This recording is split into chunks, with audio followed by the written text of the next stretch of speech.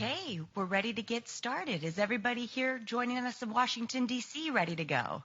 Yes. Let's hear that a little louder. Yes. All right. Yes. Good afternoon. I'm Dr. Karen Philbrick, and I have the pleasure of serving as the Executive Director of the Mineta Transportation Institute at San Jose State University.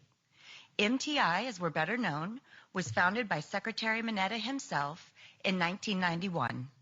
We are a U.S. Department of Transportation competitively selected university transportation center, and we specialize in surface transportation research, technology transfer, education, and critically important workforce development, the reason we've all come together today. So thank you. Before we proceed, I'd like to ask that everybody with a cell phone turn that cell phone to silent, so that our competition is not interrupted or delayed. And for those of us joining remotely from California, please be sure to turn your microphones off unless you're speaking, because the mics activate with the camera at your location. Additionally, if you're using a PowerPoint, please put your computer in hibernate to avoid disruption.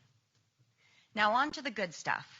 Today's event represents one of MTI's signature K-12 workforce development activities, the Garrett Morgan Sustainable Transportation Competition, designed for middle school students, and it's in honor of a trailblazing inventor by the name of Garrett Morgan. The son of slaves with only an elementary school education went on to achieve some of the great patents that we still experience today.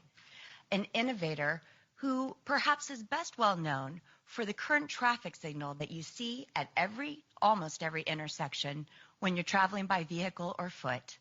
He was the one who developed the warning light to alert drivers that the need to stop would be imminent. So we know there are some trailblazers among you today, and we are so looking forward to hearing the sustainable competition that you've put together.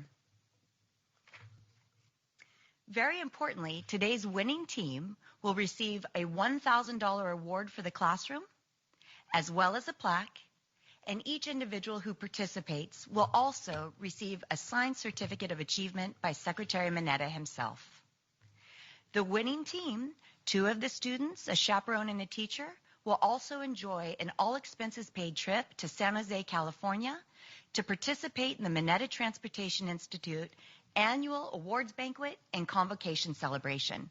So what does that mean for one of our winning teams that's with us today?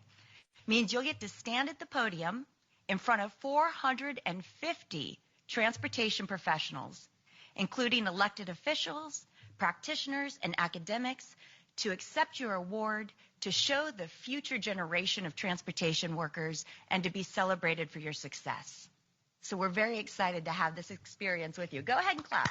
That deserves a round of applause. Our second place team will also be honored with a $300 award for their classroom, as well as a plaque and certificates of achievement. So 2 outstanding teams will be presenting for all of you today. Now, before we go on, it is my distinct honor and privilege to introduce you to an American legacy, Secretary Norman Y. Mineta, who sits here to my left. As many of you may know, he has served our public and our country for many decades now, starting as a member of City Council in San Jose, California, which incidentally is the heart of the Silicon Valley, moving on to serve as the mayor of San Jose, a member of Congress for 20 years, and quite uniquely, a presidential cabinet member in 2 administrations. First as Secretary of Commerce in Clinton's administration, followed by Secretary of Transportation in the Bush administration. He is perhaps most well known, for so many reasons actually, but for his decisive actions on 9/11. When we received a terrorist attack on American soil, he acted quickly and with great certainty to ground all airline traffic in the U.S. skies to help make sure that our Americans remain safe and out of harm's way, and we thank him for his service. He's been celebrated with the Presidential Medal of Freedom. There is a documentary that will be shown on May 10th in his honor, celebrating his lifetime and his achievement. And it delights me to welcome you students in this room with me today and those joining remotely, and to introduce you to Secretary Mineta.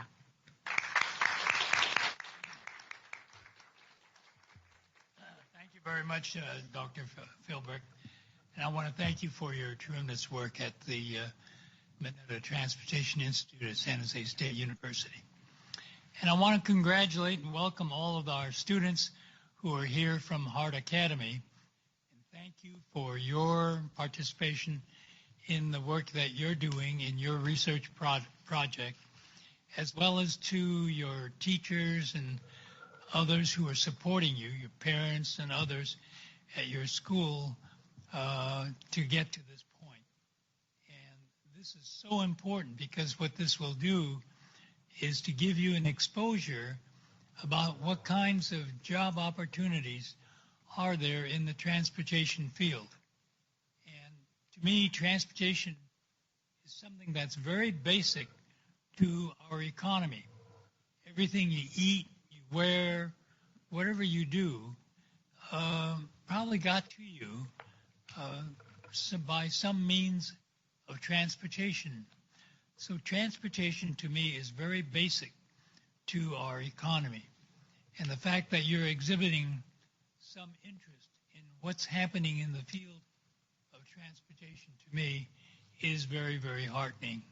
So I want to congratulate all of you for participating, for thinking about all these different kinds of possibilities that you're thinking about as you work on your project, and to thank again all of your advisors and teachers and others who are helping you get to this point. Garrett Morgan was a very, very significant individual in the transportation field. So we celebrate Garrett Morgan from his humble beginnings to what he did. And his original traffic signal was something that you might have seen in pictures, but it was a sort of a arm that would come out from a box and say, stop, go. And then eventually later on, as Karen said, he then put that caution light saying, okay, we're going to go from go to caution to stop. And so he had a very significant part in what happened in transportation over all of these years. My honor today is to introduce our principal speaker, Jeff Rosen, who's sitting next to me. When I was Secretary of Transportation here, was the general counsel for this department. He was the top lawyer for the Department of Transportation, and did a terrific job. He had his college education from Northwestern University in Evanston, Illinois, and graduated from Harvard Law School. I remember when someone asked me, was I on the dean's list at the university? I said, yeah, I was on the dean's list, but not that dean's list. It was the other one. But Jeff graduated from Harvard Law School, magna cum laude. Wow. So that is really an achievement when you graduate from law school with that kind of honor. But he was in private practice, and we were able to attract him into the Department of Transportation as the general counsel, and is now here as the Deputy Secretary of Transportation. So that's the number 2 position right under the Secretary of Transportation. But he has served as general counsel at the Office of Management and Budget, and has had other critical positions in the field of transportation, and is highly recognized as not only a go-to person, but because of his intellectual capabilities, people seek him out to talk about transportation policy and the politics of transportation. So it's my great honor to now introduce to you Deputy Secretary Jeff Rosen. Jeff?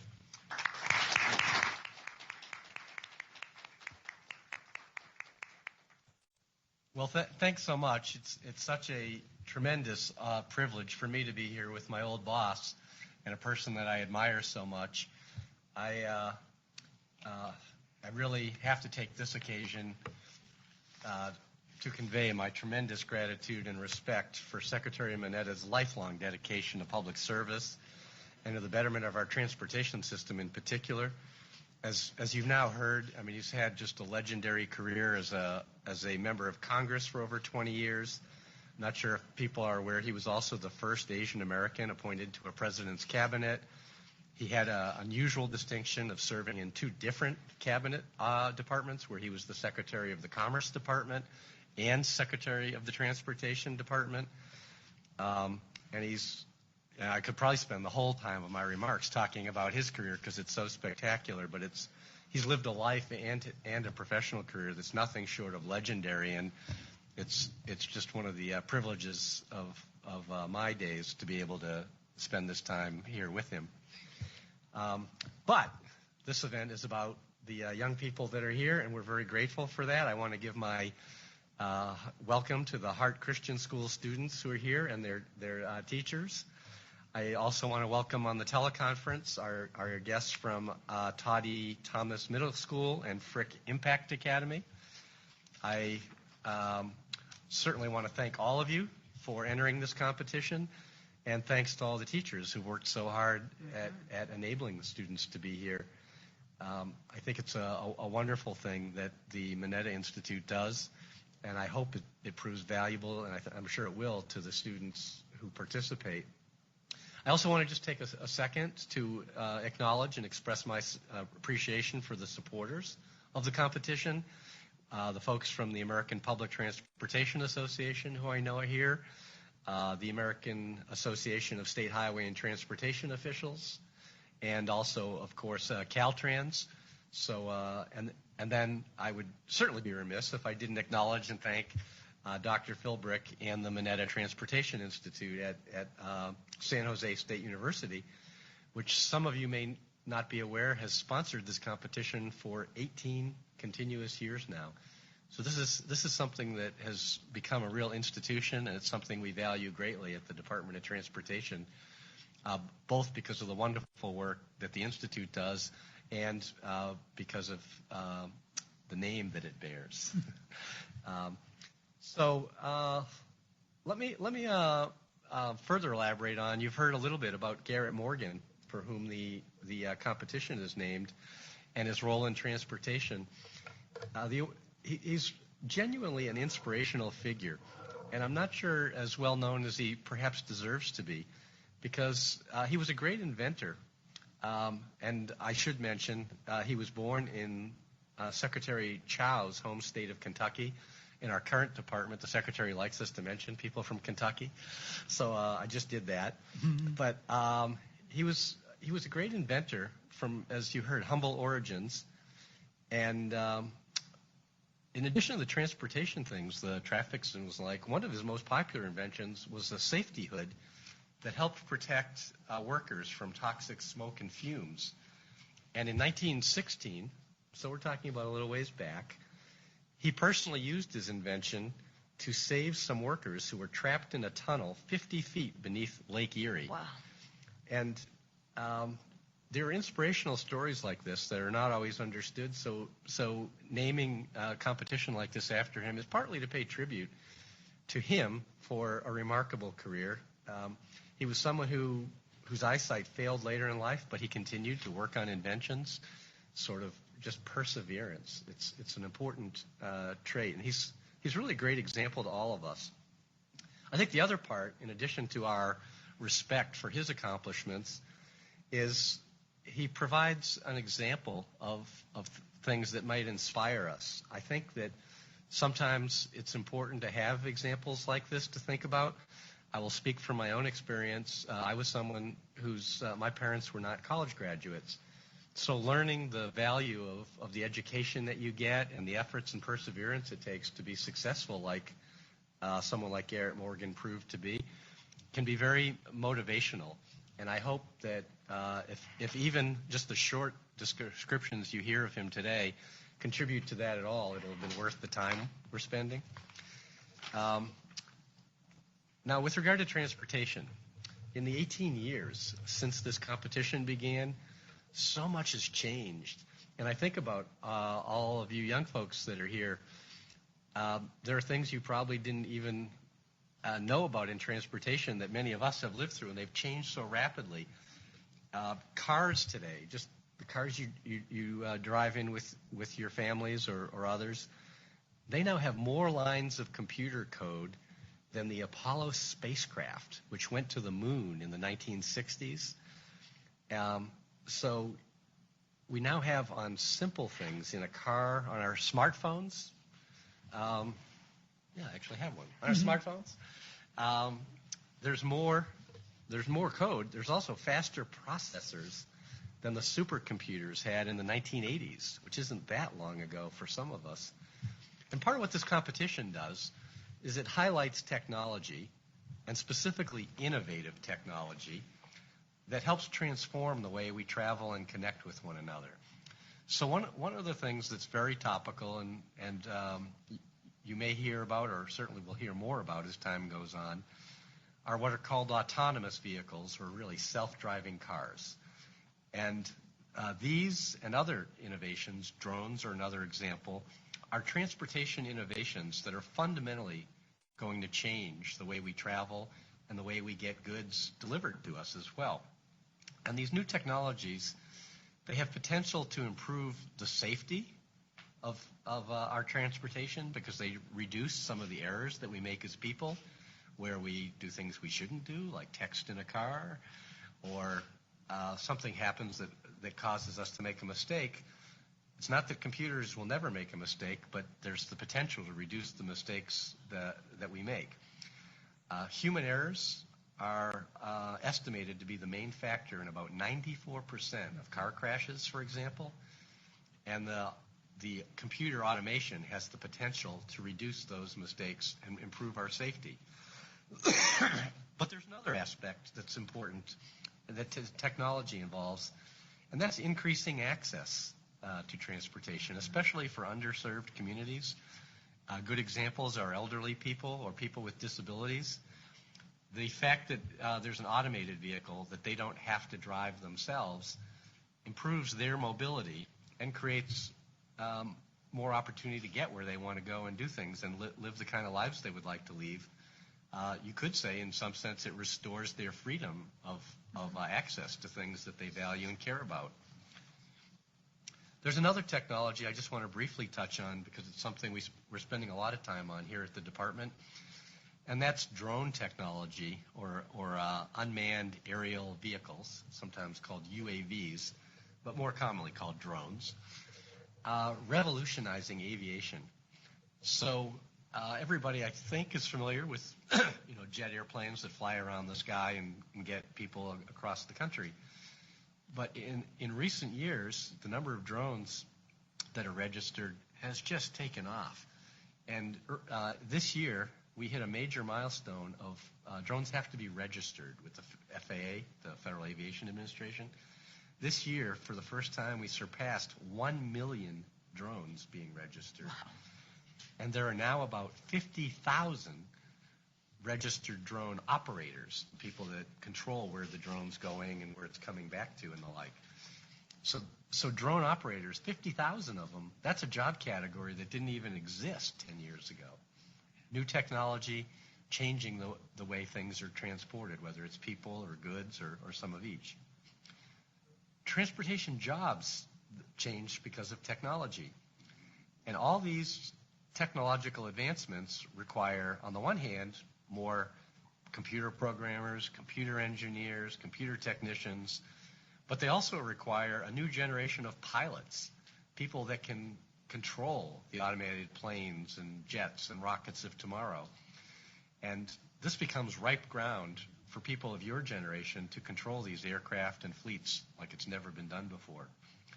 There will also be other types of new jobs once automation is involved that are variants of jobs that exist now: dispatchers, freight handlers, engineers, technology workers to oversee the fleets of vehicles. And, of course, let's not forget about drivers.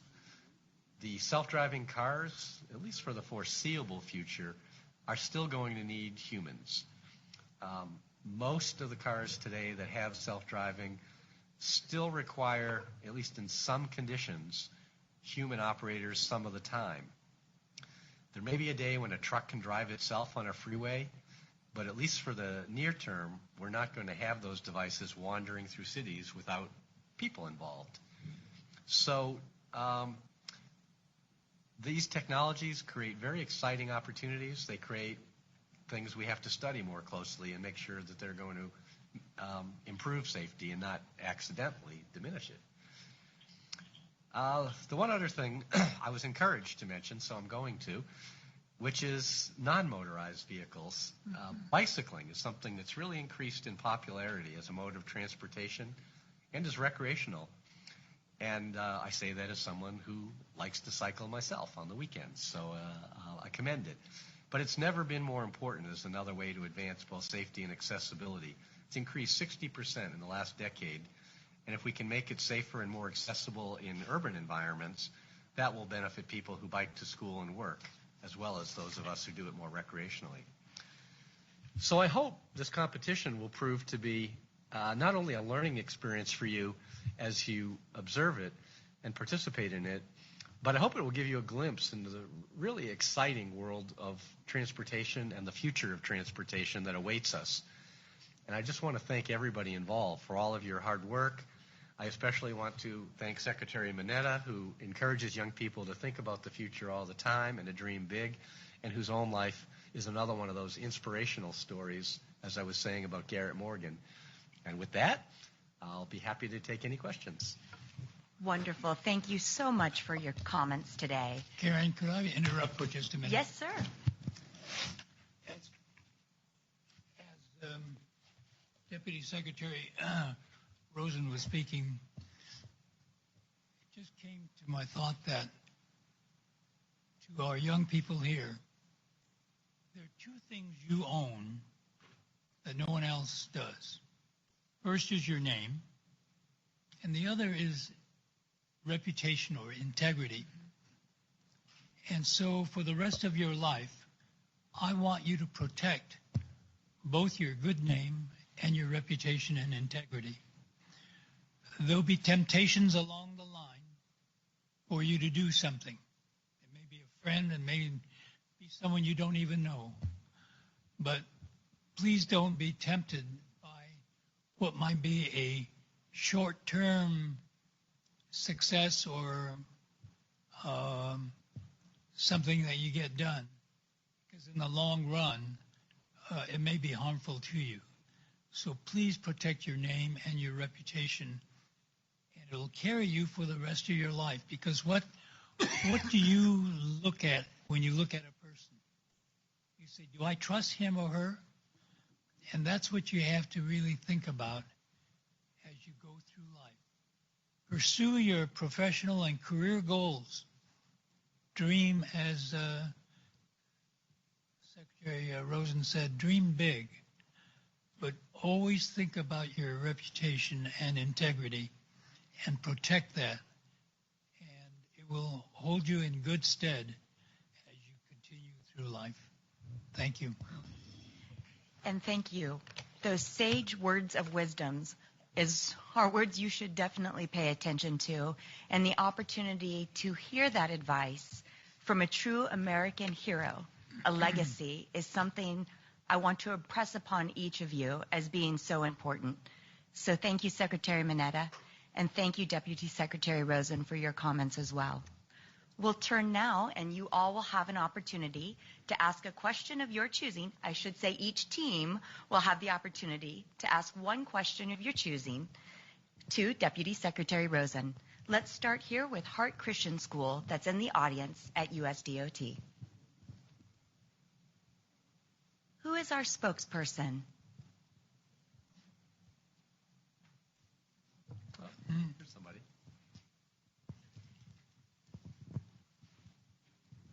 Hello, my name is Tanaya Wright, and my question is the goal of having, you talked about self-driving trucks and things like that, is the goal having all of transportation electronic or anything like that? I'm sorry, so the question was, is the goal to have them all be self-driving electronically? Yes. That's a really interesting question, because the goal really depends on what the public wants. That I think our job in the government is to try to enable what will work best for people, but there may not be a one-size-fits-all. It may be different people need different things. So I don't think we say, in the end, it should all be self-driving, but it may evolve that way in that over time, it may be that it's less expensive or it's easier. And so I don't know if that's how it comes out or not, because I think we're talking about something that's going to take some years, although it will be during your lifetime. We'll see if it's in mine. I hope so. So the answer is it depends. I think from the government standpoint, we try to enable choice for people. So if there are communities, this is what I was saying before, if there are communities that it's beneficial to, elderly people, disabled people, maybe that's where it starts, or maybe it's young people that prefer not to drive. Maybe they're more open to technology than some older people. It's hard to tell until we try it out, in a sense. So there are experiments going on. Some are in California and Arizona, some other places, where some of the companies are experimenting to see who would want to use it. And I think in the end, it will depend on two things. One is, what do people like the best? Because if they don't like it, they're just not going to use it. And the other is, can it be made safe? Are there requirements to make it safe that either call for uniformity or call for some places to have one system and another place to have a different system? And we're just starting to learn some of the information we'll need. And one of the virtues of some of the research centers, like the Mineta Institute, is they sometimes help us get information to start answering those questions. But we're at the earliest stage. We're just getting started, and I wish I had all the answers, but not yet. But it's a very good question, so thank you for that. We have one question per team, so we need to turn now to our second school. Joining us from Caltrans District 1, we have Toddy Thomas Middle School.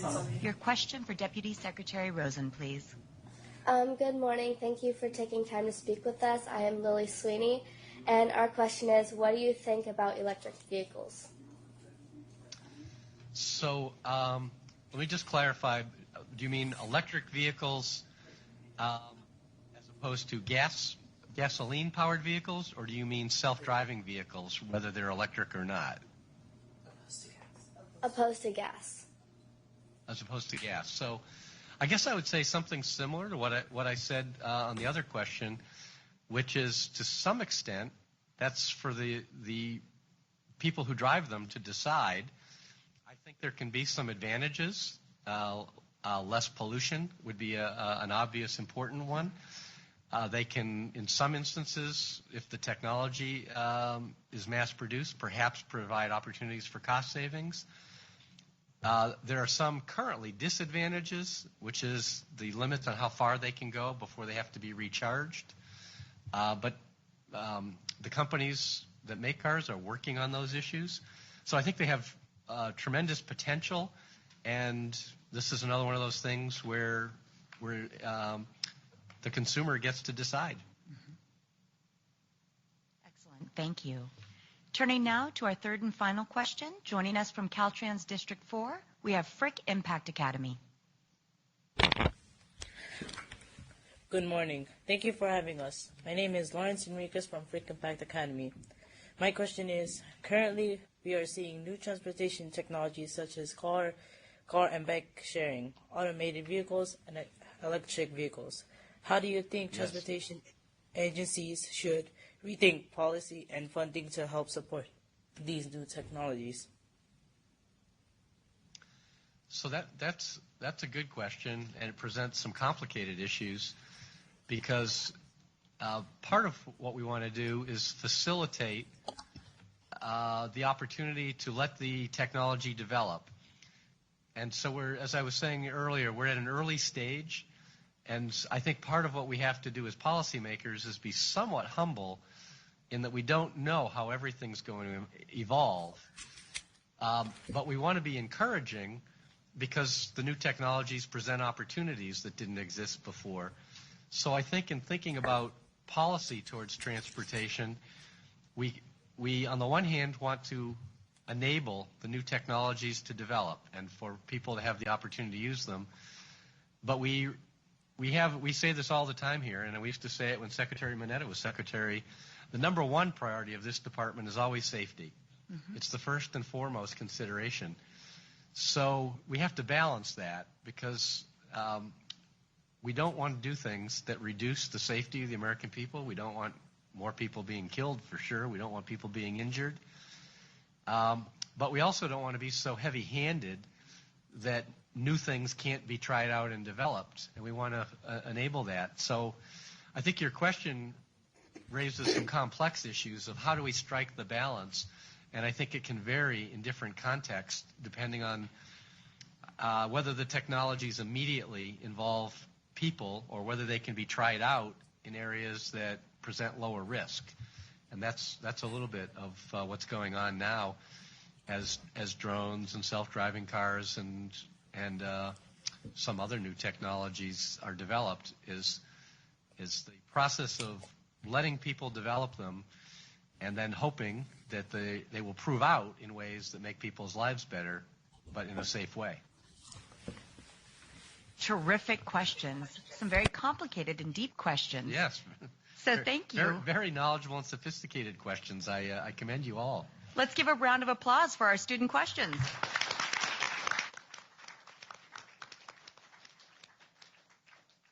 I think our students can see today what a critical role transportation plays in our lives. And you all have the opportunity to be on the verge of innovation, whether it's personal mobility devices such as hoverboards, shared scooters, shared bikes, car sharing, autonomous vehicles, or drones. Now is the time to enter the field of transportation and to start taking those classes necessary so that you're prepared to enter this workforce and become the mobility managers of the future. Now please join me in one more round of applause for Deputy Secretary Rosen, who's now off to the White House for his next set of meetings. Mm-hmm.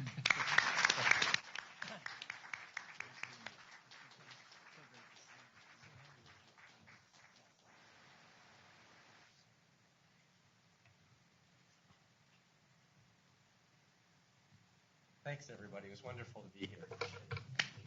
Thank you.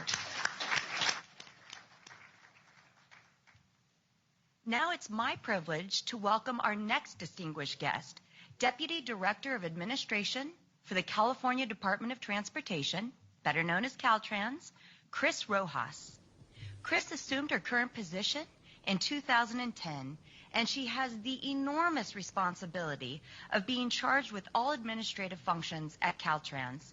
That includes everything from human resources to labor relations to procurement and contracts and statewide security operations, among other things, not only for the Caltrans headquarters, but for the 12 district offices.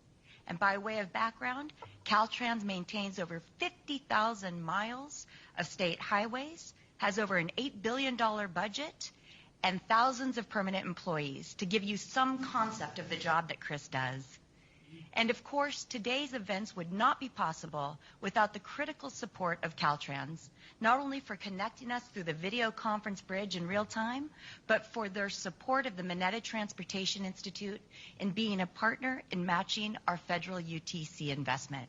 So thank you, Chris, and please welcome our students. Thank you so much, Karen. I hope everyone can hear me. Hi, everybody.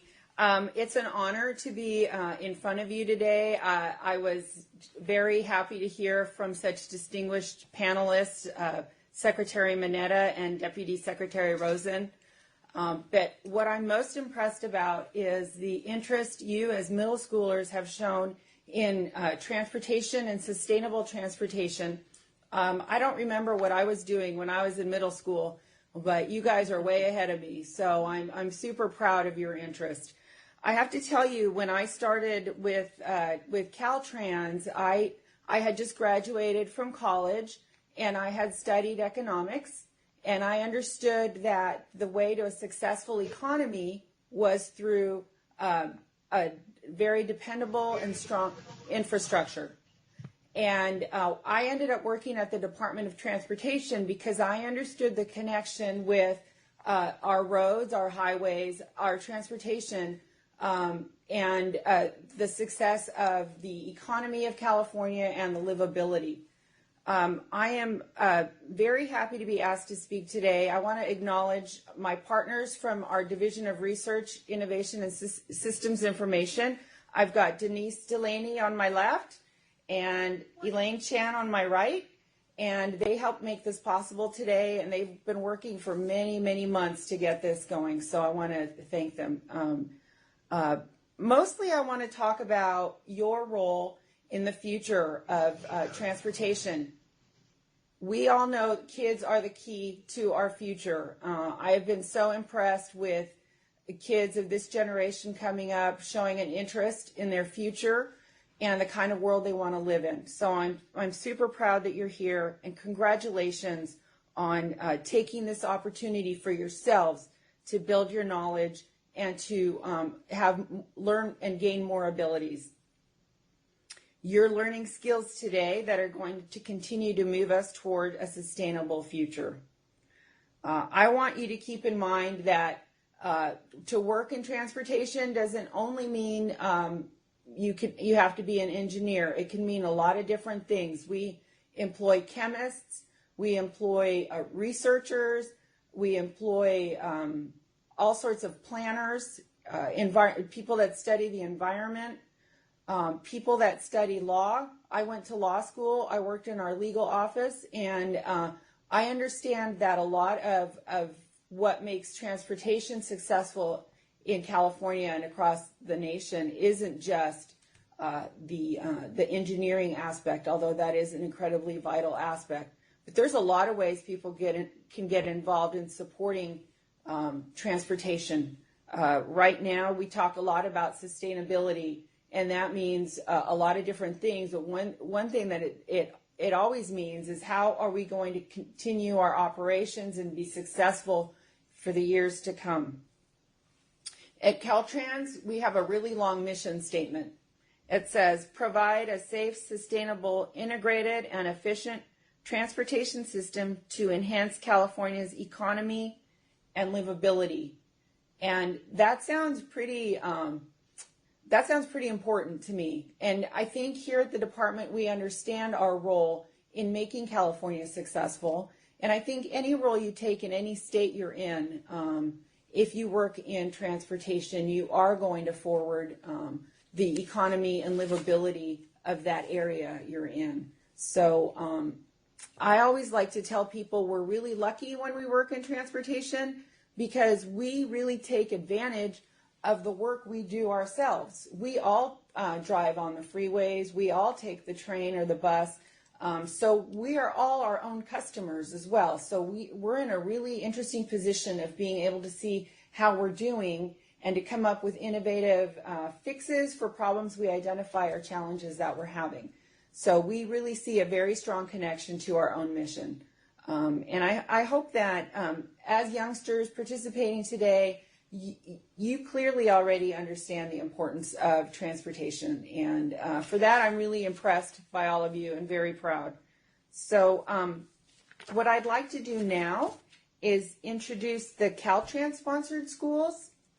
They're coming from Northern California district offices. The first team we have is, we've heard from Toddy Thomas Middle School in Fortuna, California. Their teacher is Rachel Galliani Fennell. And the Caltrans engineering mentor is Sherry Rodriguez. And they're sponsored by Gina Winston from our Caltrans District 1 office. So I'd like to welcome you again.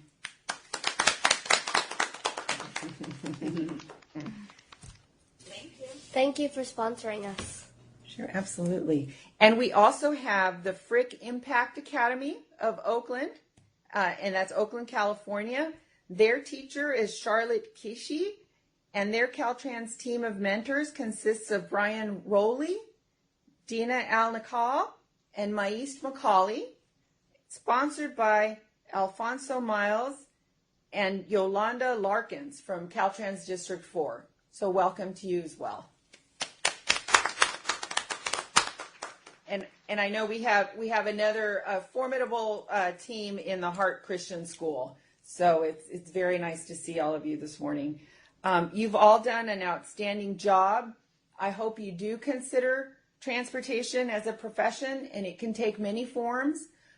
So keep that in mind. I really think the key to our own personal success is education and striving for innovations and endeavors that will make the future lives of people in this country better and safer and more sustainable. And again, I'm just so proud to be here with all of you. And thank you again for inviting me. And I want to also thank, obviously, Karen Philbrick for the invitation, and just really want to shout out the important work that they're doing at the Minetta Transportation Institute.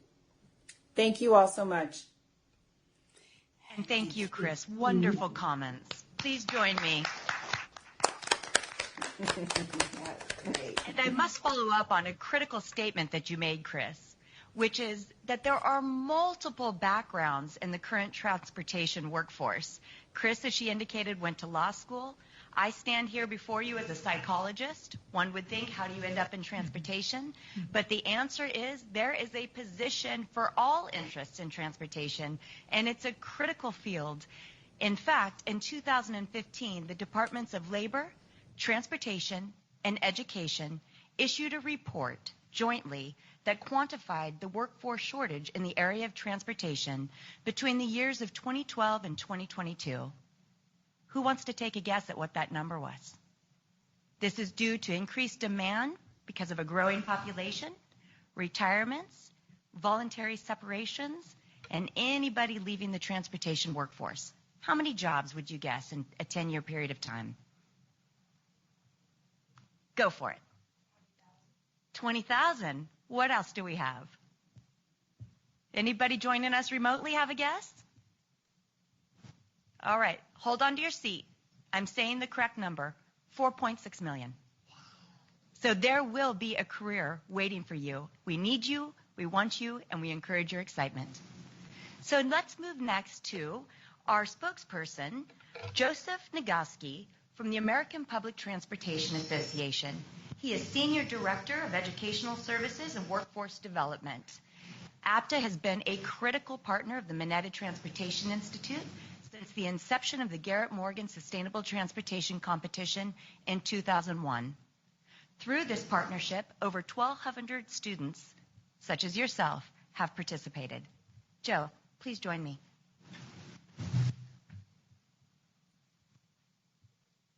Thank you, Dr. Philbrick. Good morning to the folks in California. Good afternoon to the folks who are here in Washington. APTA is so grateful for the opportunity to be part of today's Garrett Morgan Symposium. We offer you our congratulations and to the Minetta Institute for sponsoring this very, very important event for students, for the youth, and for our industry. And also we bring special greetings to our dear friend, Secretary Minetta, and belated greetings to Deputy Secretary Rosen and also to our many friends here at the department. As you just heard, APTA has been with this program basically from day one. And it really is an exceptional program. And again, it's an honor to be here again today to welcome the folks who are here and our special students who are with us. As you know, APTA as an association and our industry, we are committed to public transportation and to building our nation's future. You just heard 4.6 million opportunities in this industry. Clearly, you will have many opportunities for really cool jobs and also for leading us into the future. As part of our own outreach and support for youth, we have welcomed over 250 students to Washington over the past 10 years to be part of our own Youth Summit. And again, that goal is to build awareness, to build skills, to provide you with opportunities to meet folks who are in leadership positions and folks who have those cool jobs that really move this country. In addition to our summit, through our committees and through our website, we have an abundance of resources for our members, for the general public, for the industry, and for teachers to provide you with insights and real tools and information about our industry to help you as you plan for what you want to do. Prior to today, I had a chance to talk with a few of the students who are here. You folks are very bright and you're committed to the future, you're committed to your education, and keep that going. At this time, it is our pleasure to introduce and welcome our students from the Heart Christian School in Stoughton, Maryland, and their teachers, Ms. Candace Long, Ms. Monica Miller, and Mr. Stephen Battle, who is the vice principal. And all these folks work under the leadership of their principal, Dr. Susie Long. From the Heart Christian School, it is a coeducational school for students in grades pre-K through 12. These folks are here today to observe, engage, and enjoy in this year's program with plans to be part back here in the same space next year for next year's competition. May I also recognize my colleague, Jasmine Richmond, who reached out to this school to invite them today.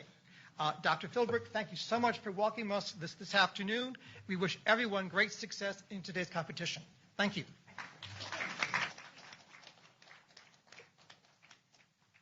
Wonderful.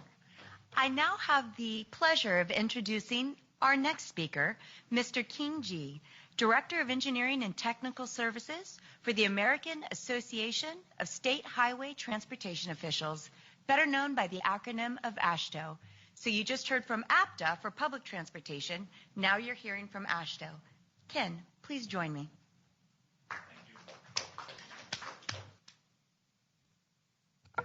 Good afternoon and good morning. You know, people say it's a privilege to be here in front of you, and you may be wondering why we say that. Because you guys, you students, are the ones that are going to be taking us into the next decades of transportation. And it's important because, as you've heard already during this part of the program, transportation is key. The clothing you wear, the food you eat, the things that you use in daily life is all moved by different modes of transportation. And you get a chance to decide what that's going to look like in the future. And we're in a lot of change. These didn't exist 10 years ago. Can you imagine that? How many of you know what a typewriter is? Those don't really exist anymore. And yet we, many of us in this room, Mr. Secretary, grew up with typewriters. Well, AASHTO represents the 50 state departments of transportation, of which Caltrans is one, and D.C. and Puerto Rico. These are the guys who are going to be looking for you guys to come and work for us, because many of those jobs that Dr. referred to are in the state departments of transportation and the consultant firms and the contractors who build, operate, and maintain all those transportation infrastructure. Now, when I think about what you're faced with, most of the departments are, as the assistant director said, about moving people safely, moving people and goods efficiently, and about doing it in a sustainable way. And you guys are more in tune with sustainability than my generation was. But it's going to continue to be growing as a bigger and bigger part of what we're doing. You've heard already that without transportation, the quality of life that we have doesn't exist. And what does that mean to you? It means that you get to go to school safely. It means that you get to go to your games, baseball, basketball, whatever, efficiently, and don't have to worry about how you're going to get there. But as I pointed out to the cell phone, that didn't exist 10 years ago. A number of things that Deputy Secretary Rosen talked about also didn't exist 10 years ago. And I use 4 letters to illustrate the opportunities that you guys have as we go forward. CASE, C-A-S-E, connected. Cars are being connected in many ways today than they ever have been before. Cars that can talk to each other so they can travel down the road safely. A, autonomous, self-driving cars. You guys have seen the news probably about what's been happening over the last couple of months. There's still a lot of technological bugs that have to be worked out. S, shared economy. Whether it's scooters, bicycles, cars, the way we own and operate things in the past is changing rapidly. You know them by Uber, Lyft, and maybe other things like that. And then the last is electrification. Somebody asked a question, and I'm very impressed with the questions you guys asked. When I was in middle school, I don't know if I would have been able to ask those kinds of questions. But electric vehicles is huge. Not only is it cleaner for the economy, for the environment, it's also a different way of propulsion. When you look around your neighborhoods, gas stations, right? How are we going to recharge cars in the future? That's a huge issue that is going to be worked on in the next 10 years, and we're going to have to solve it. Because before, in the old days, when cars first started going and you got rid of the horse, people used to have big drums of gasoline in the back because they never knew when they would be able to stop and get gas again. So they brought gas with them. Well, with electric cars, it doesn't quite work that way. And so we're going to have to think through those solutions. When I was in middle school, and I grew up in New York City, the other end of the continent from San Jose, I knew in middle school I wanted to be an engineer. I didn't know what kind, but after college, I ended up in the transportation industry. 35 years with the Federal Highway Administration, now with Astro, 4.5 years. That's a long time. You can't imagine that long, but time goes quickly. So we just want to welcome you because there's so many things changing. How many have heard of Hyperloop? All right, you need to go back and research that.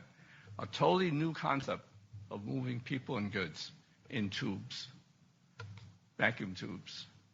If you've never heard of it, you should look it up because there's all kinds of people that are going to be having to work on that technology that may very well replace the interstate highway system that we have today. Not in my lifetime, maybe, but maybe in your lifetime. So congratulations on being here and best wishes. And I think it's an exciting time to be in transportation today, and we welcome you into that profession. Thank you. Thank you.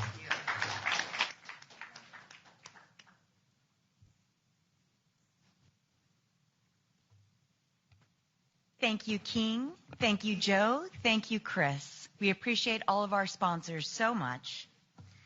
Now, it's my pleasure, before we start the competition, to introduce, so they can wave at you, 2 other key people in the audience, and that is our judges. Joining us, we have Susanna Kerr-Adler. She's the Vice President for Federal Operations at Jacobs Engineering. Thank you so much, Susanna. And true to form, she's an architect, but she's in transportation. So we have a psychologist, an attorney, an architect, and others. We also have Zach Smith, the Program Manager for Policy and Planning from the American Public Transportation Association. Thank you, Zach. It's now time to begin our competition. And as a reminder, each presentation should be limited to 10 minutes in length. Your presentations will be judged by the 2 individuals I just announced, and they'll assign points for teamwork, presentation quality, clarity, and for the concept itself, among other topics. After each presentation, the judges will ask the presenting team 1 question. That response will be taken into account when they do their final scores. So, who's ready to start the competition? Come on. There we go. All right. First up, we will have Toddy Thomas Middle School from Caltrans District 1. Toddy Thomas, are you ready to take it away? Yes, we are. There you are. Excellent. Please do begin. Where's the sign? Our screen is. Oh. Okay. Small steps, big difference. I'm Mariela Osegueda. I'm Elizabeth Van Blarkum. I'm Lily Sweeney. And I'm Mason Melendi. This is our background. Our class used an MTI Sustainable Transportation in the 21st Century lesson. Our class transportation carbon footprint worksheet to figure out each student's transportation carbon footprint to and from school. Then we collected each student's CO2 emissions data. The class summary table showed that most students ride to school in a car, driving alone, which generates a lot of CO2. We discussed different ways we could decrease our CO2 footprint. Some students are going to try to walk to school or ride the school bus more often. We also used MTI Lesson 3, learning about transportation fuels, and found out that electricity is the most accessible alternative fuel in our area. We talked about different ways to generate electricity to be used as a fuel and came up with the idea of harvesting human energy at school. Our idea. We will install piezoelectric flooring in our school to capture kinetic energy produced by student footsteps. The energy will be pushed to the grid and used as an alternative energy source to fuel an electric school bus.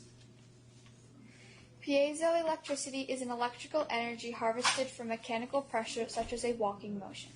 When pressure is applied on an object, a negative charge is created and expanded on the expanded side and a positive charge is created on the compressed side. As pressure is reviewed, electric currents flow across the substance. The piezoelectric floors capture energy that is generated when a person is stepping on the floor. The amount of energy generated depends upon the weight of the person and type of movement. This kinetic energy is converted into electricity. We have 14 classrooms at our school. We plan to place piezoelectric flooring inside the entryways. Each classroom will have 18 square feet of area of floor. We plan to place flooring inside the office, in the foyer, and leading into the gym, covering 120 square feet. In total, 372 square feet of piezoelectric flooring will collect energy around our school. Harvesting energy of daily footsteps. We worked with Sherry Rodriguez, a Caltrans District 1 civil engineer, to put together our energy calculations. Toddy Thomas is a 5th to 8th grade school with a total of 236 students. In a week of school, students average walking in and out of classes 31.5 times. We counted the steps of district students and came up with an average of 7 steps per student walking in and out of a class. We multiplied the number of students by the number of times they walked in and out of classes in a week. We then multiplied that number by 7 steps per student and came up with a total of 52,038 steps per week. We also calculated how many steps per week students took walking into and out of the cafeteria for lunch. The cafeteria entrance in the foyer where we will have I can't read it. I can't see it. A large area of piezoelectric flooring. We multiplied 18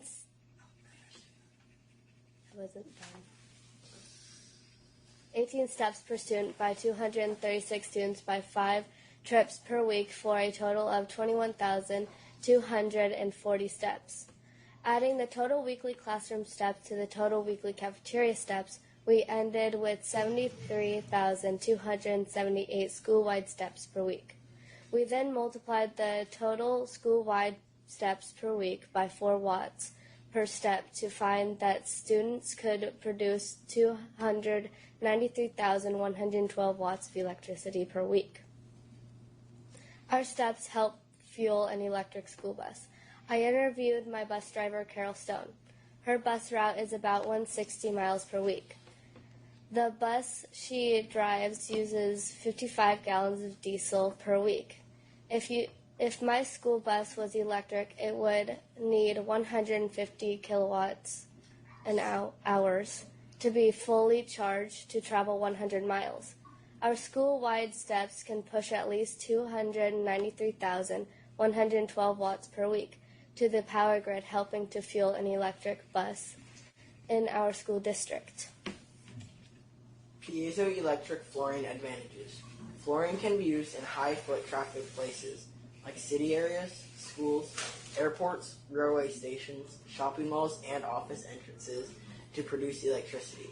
The energy created can go back to a building nearby, or in our case, to an energy grid to charge an electric bus. With kinetic flooring, our energy doesn't have a CO2 byproduct to create the energy, so it helps to reduce our CO2 footprint. Piezoelectricity creates a clean, alternative energy to power an electric school bus by harvesting human footsteps, which reduces our transportation CO2 footprint. Since the students will help power the bus, we hope that they will ride the bus more often. Thank you. Thank you. Thank you. Excellent presentation. Let's give them a round of applause. Very innovative. Thank you. Let's turn now to our first judge, Susanna. Do you have a question for this team? Thank you very much. Wonderful presentation. Before I get to my question, I do want to commend you guys on the depth of research and really looking at the full life cycle of not only the idea, but making it very personable and relatable to your life and what it means to you and your fellow students and your community. So I think that's a unique and a very strong aspect of your presentation. Also, from a technical presentation standpoint, you guys handled your transitions where all of you participated and handed off how you communicated very nicely. So wonderful job to all of you and the research you did. You talked about the benefits of this technology, and I have a two-part question. I know we're only technically allowed one question. The first part, can you talk about any of the negatives or the less positive aspects to the technology? And the second is, as a team or individually, was there anything that you learned that surprised you from this research topic? Yes.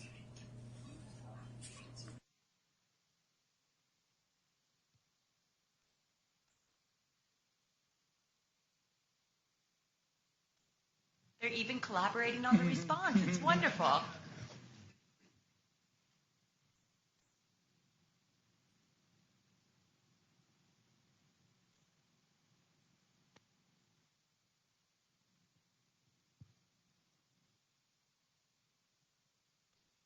Karen, I thought it was very interesting how they used their school as a lab, as a research center. I thought that was very creative.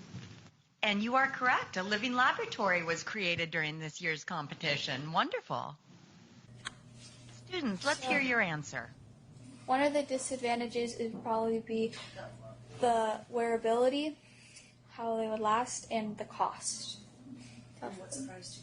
What surprised us was how many steps we could get with such a small school that we have. And if we saw how big schools could, like if big schools did this, how many steps they would get too. Okay, thank you. Let's turn now to Zach and see his question, or hear his question, rather. Hi, everyone. Good morning. Again, I just want to echo what Susanna said, that was a great presentation, very well thought out, and thank you for preparing for that. My question for the team is, have you seen examples of this type of technology used anywhere else or in real life?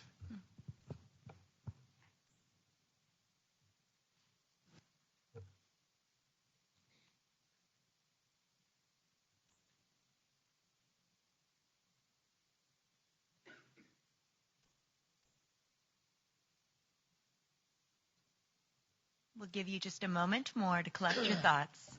No, we haven't, but we have seen them on the internet, and we have seen them in like tennis shoes that light up when you walk also. But other than that, no, we haven't. So an innovative solution to reducing greenhouse gas emissions. Thank you for, and our carbon footprint, of course. Thank you for your presentation, students, and for your dedication and participation in this competition. Let's give them one last round of applause.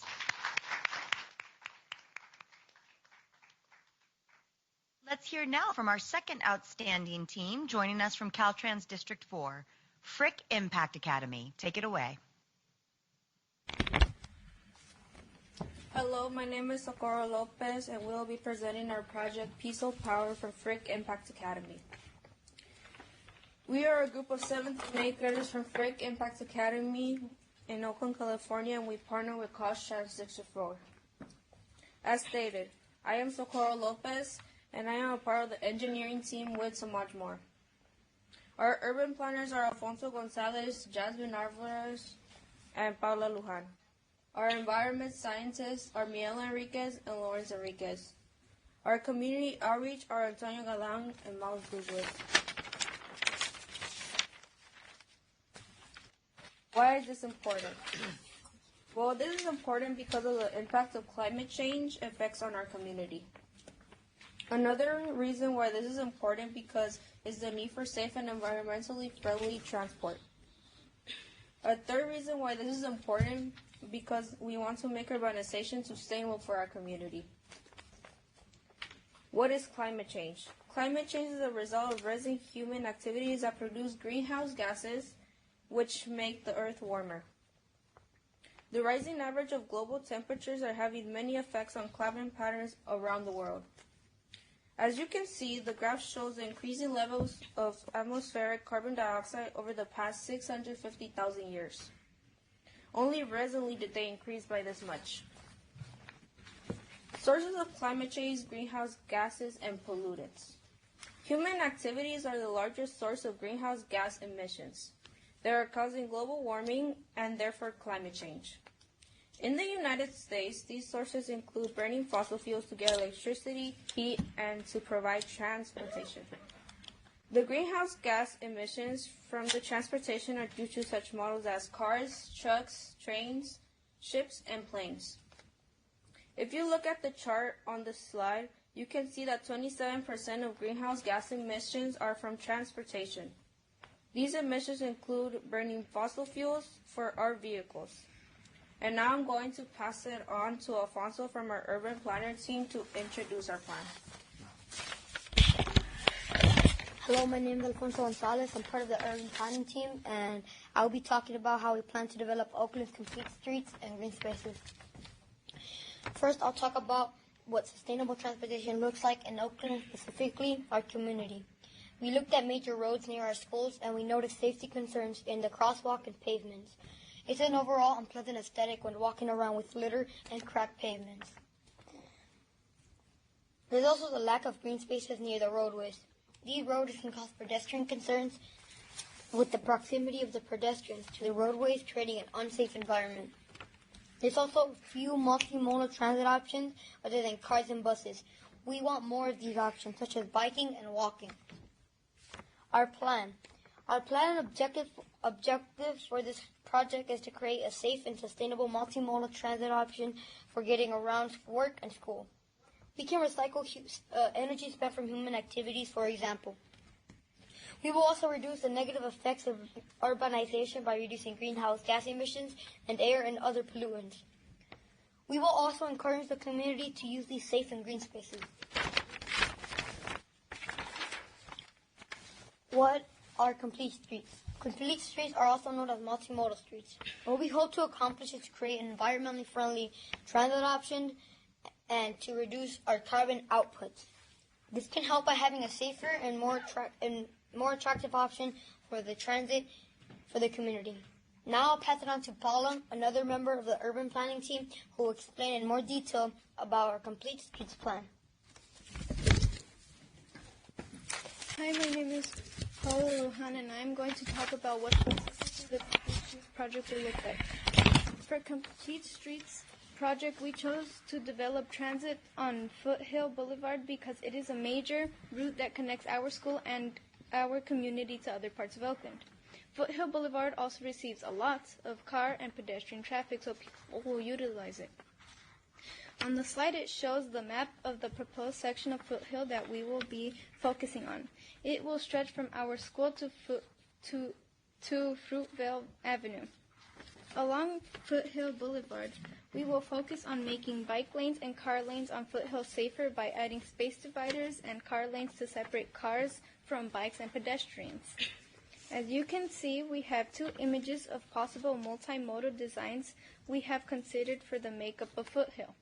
Each focuses on adding space between traffic lanes and bike and pedestrian lanes so that it is safer and nicer to walk in. While planning this, we have to think about constraints. Some considerations are measurement projections of the proposed transit routes, such as the width of the car, bike lanes, and parked car lanes. Now, Samaj from the engineering team will talk about the engineering design behind this project. Hello, my name is Samaj Moore, and I'm a part of the engineering team. I'm here to talk about how we will incorporate sustainable technology in our Complete Streets plan. Specifically, we will be using the emerging technology of piezoelectricity, or what we call piezo power. Piezoelectricity is a phenomenon that happens when mechanical force is applied to two metal plates, which will then squish a piezoelectric material such as quartz or amber. When the two metal plates push the piezoelectric material, this generates electricity. Piezoelectric walkways will work in exactly the same way, except we will replace the metal plates by using concrete walkways. We are planning to use our walkways along Foothill Boulevard, which is a part of our Complete Streets plan. We want to recycle energy that people spend, specifically in areas that contain high concentration of transit and pedestrians. We are also planning to use the reverse piezoelectric effect.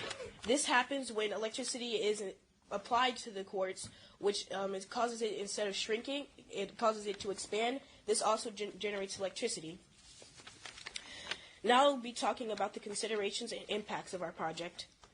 Some of the pros are that it recycles human activity and generates electricity to harvest energy to power streetlights. It also reduces pollution. This will not only create green spaces, but it will also encourage safe transit routes. And lastly, it provides environmentally friendly mobility options for our urban community. Some of the cons are the cost of developing this new urban transit route. The materials needed for piezo cells can be very expensive. Also, the capacity for energy produced by piezo cells is limited. However, as we scale up infrastructure and piezo technology, we hope more energy can be harvested and used to generate electricity. The last part of our plan focuses on community outreach. Here are some ways that we can reach out to the community. We will try to partner with community organizations to encourage use of foothill green spaces and complete street development. We will also partner with existing transit routes such as AC Transit to improve bus lanes and signage that encourage people to take the Foothill Boulevard. We will be able to communicate to the community the ways that they will be helping by getting this energy, and the energy will also have good effects on not only others in the community, but also themselves. In conclusion, Piezo Power hopes to create complete streets by developing sustainable roads, bike lanes, and walkways in urban areas because people wish to have safe and sustainable options for transit. At the same time, we want to harvest energy from daily activities to help power the community we're a part of. Lastly, we want to give a special thanks to Ms. Kishi, to Mr. Brian Rowley, who was a major supporter of our project, and Mr. Alfonso Miles, and others at Caltrans District 4 who helped with the logistics. Thank you. And thank you. Terrific presentation. Let's see what questions our judges have for you today.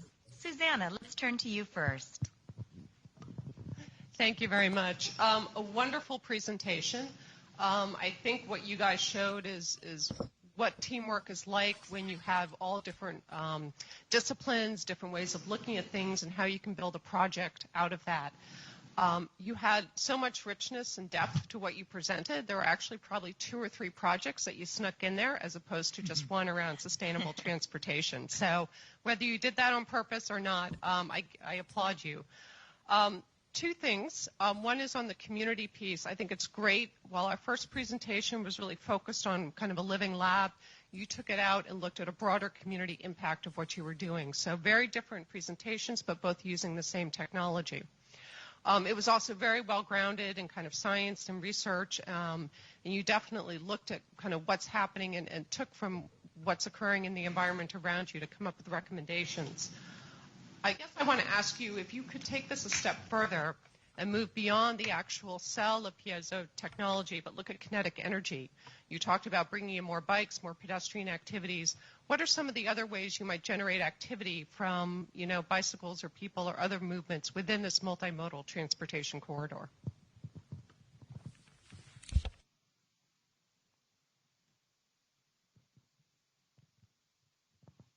That's a great question. Let's give them a minute to collect their responses.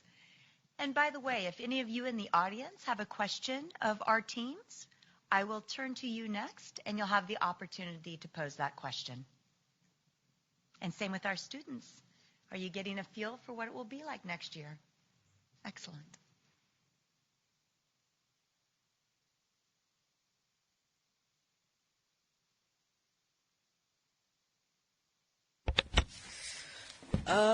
Well, as of now, I'm not really, me and my team, we're not really sure about how we can use other forms of energy to help power not only streetlights but also houses. But hopefully in the future when we, research more about this, we'll be able to figure out a new project that will be more, sustainable, that will also generate more electricity along with the piezo electric technology.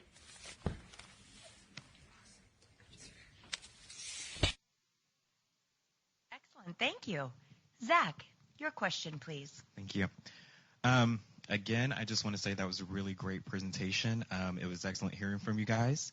I actually am giving a presentation on complete streets within a couple weeks, so I'll probably include some of these materials. But my question is, you mentioned community outreach and educating others about this technology. Partnerships are very important within the transit industry. So I just wanted to ask you, have you thought of other agencies, other organizations that would need to be included in order to make this possible?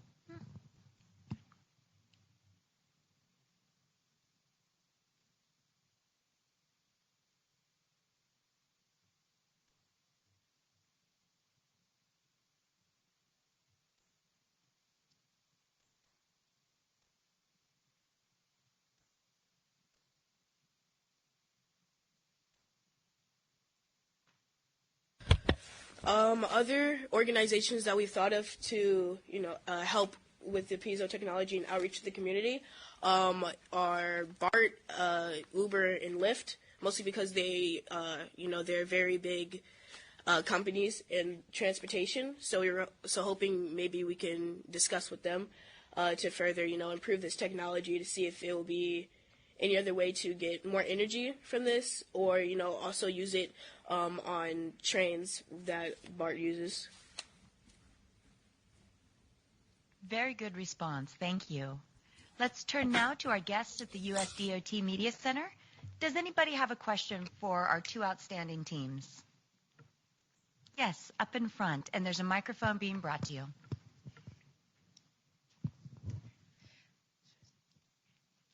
Do you yourselves believe that making complete streets on already made streets is really plausible?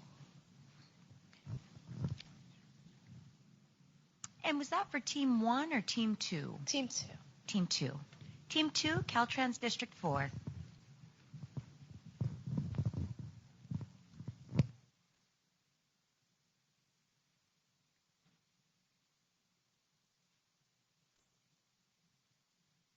We'll give him a minute. So, other ways that we can use these complete streets, and I do think it's possible because if we already have the plan planned out, we can have more ways and more ideas of making it realistic and making it useful and making it for other people to see as a way that they can use it and they can benefit from it. So in that idea, I think it is possible to make these complete streets.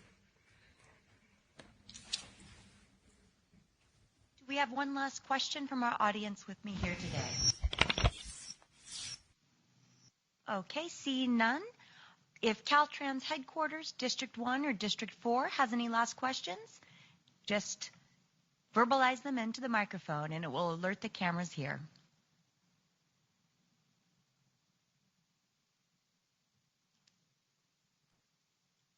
Okay.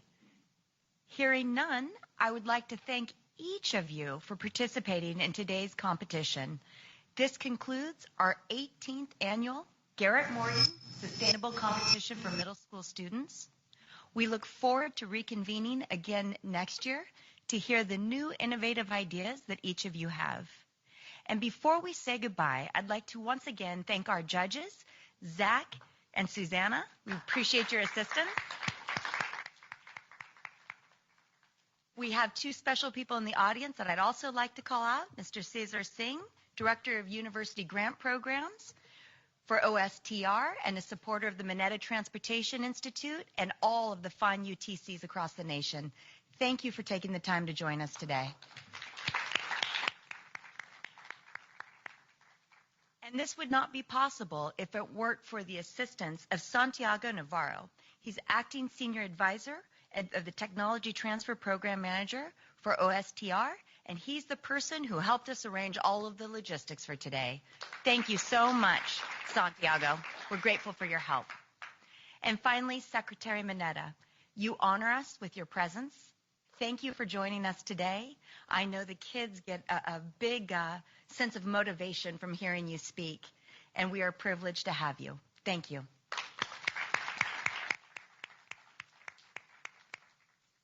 Bidding you farewell from Washington, D.C., thank you for your participation. That concludes today's event.